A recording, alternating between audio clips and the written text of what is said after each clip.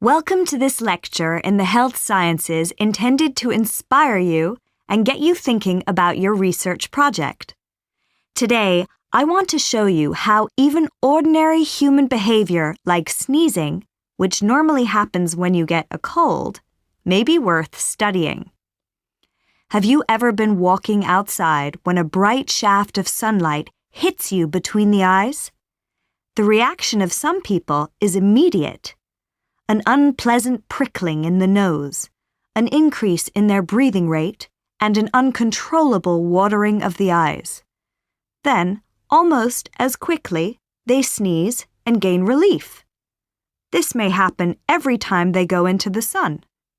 This so-called photic or light sneeze is a reflex, which means it can't be controlled, and it's very common. Anything between 1 in 10 and 1 in 3 people might be affected. In fact, a sneeze is triggered by an irritation of some sort in the linings of the nostrils.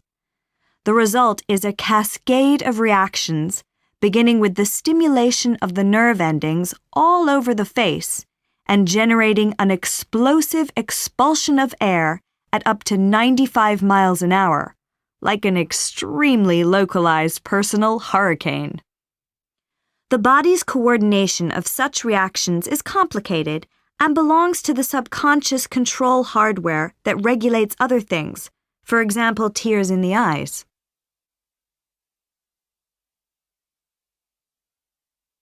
People have been interested in the phenomenon of photic sneezing for thousands of years. The Greek philosopher Aristotle asked, "Why does the sun prompt us to sneeze, whereas the heat of a fire does not?" A partial answer came 2,000 years later, when the English philosopher Francis Bacon showed that his photic sneeze had nothing to do with heat. If he closed his eyes when going into the sun, he didn't sneeze even though the heat was still there. Henry Everett, a consultant psychiatrist at Johns Hopkins University Hospital in Baltimore, was the first to make a systematic attempt to understand the condition. Noting in 1964 that 30% of the staff employed in the medical department were photic sneezers, Everett did some further investigation. He found that while 80% of sneezers reported other sneezers among their relatives, only 20% of non-sneezers did.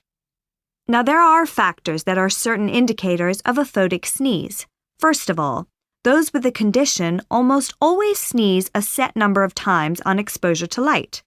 In addition to this, the sneeze depends on a contrast in visible brightness, such as when the sun moves out from behind a cloud. And the sneezing fit won't be repeated immediately. The body needs time before it can be recharged.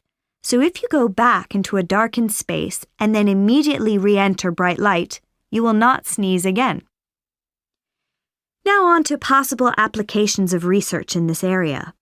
The photic sneeze had long been overlooked because its effects are generally less than serious, although the government did once study it as a risk factor for pilots.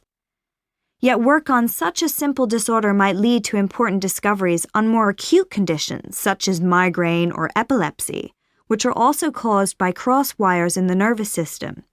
That is why I encourage you to select something similar for your first investigative medical project. It could be the beginning of something even more useful.